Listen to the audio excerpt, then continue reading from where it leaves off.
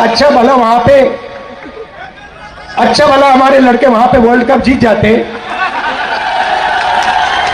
वो वहां पे पनौती हरवा दिया।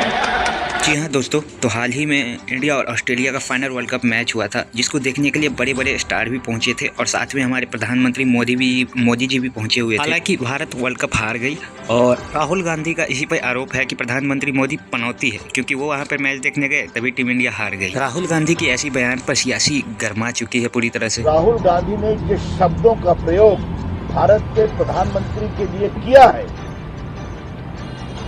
वो अशोभनीय है, अमर्यादित है। वर्ल्ड कप हारने के बाद सारे लोग तो दुखी थे ही, और साथ में हमारे जो खिलाड़ी हैं भारत के, वो भी बहुत ज़्यादा दुखी। इसी को देखते हुए नरेंद्र मोदी जो है मिलने के लिए गए थे सभी खिलाड़ियों से और हौसला भी दी थी, और इसका वीडियो भी हमारे सामने में आया था, जैसा कि आप लोगों ने देखा ही होगा। आप लोग ही कमेंट में बताओ कि राहुल गांधी ने जो ये बोला है मोदी जी को पनौती, क्या ये सच में है? ऐसा इनको बोलना था या नहीं बोलना था?